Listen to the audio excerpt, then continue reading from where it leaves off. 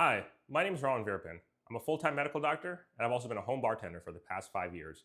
During that time, I've learned how to make over 100 different cocktails, and I've thrown over 50 cocktail parties.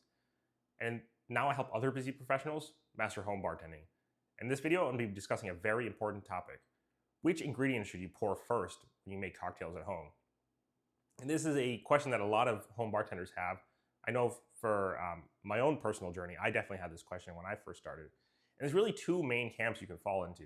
You can either start with the alcoholic ingredients and then go to the non-alcoholic ingredients, or you can go vice versa. You start with the non-alcoholic ingredients and then go to the alcoholic ingredients. And let me go over first the principles behind each method. Now, if you want to start with the alcoholic ingredients first, the main principle behind that is that if you are learning these recipes and you read them in a book like the Cocktail Codex here, or if you read them under YouTube descriptions, like under my videos or on other YouTubers' videos, or you're reading them on some online web page, for example, the ingredients are always going to be listed with the alcoholic ingredients first and then the non-alcoholic ingredients.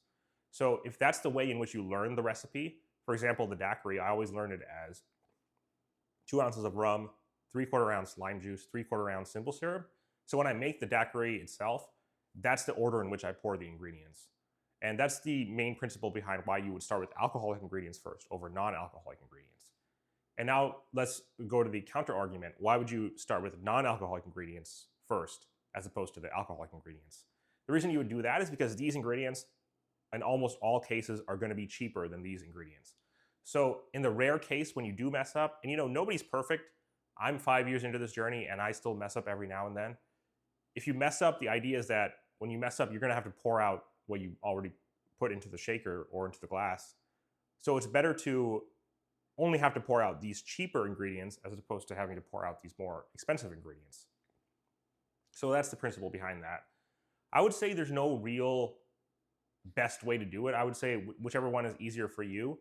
I personally start with the alcoholic ingredients because for me, that's how I keep the recipes in my head. I always start with the recipes where I have the alcoholic ingredients listed first in my head, and then I have the non-alcoholic ingredients listed after.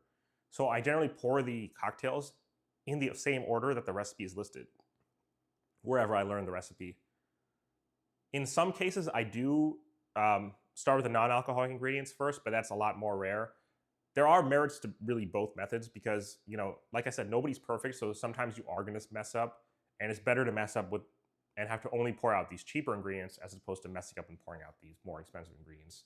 So really, there is no right way to, there's no right order to which you pour out the ingredients in your cocktails. I would say do whichever one works best for you.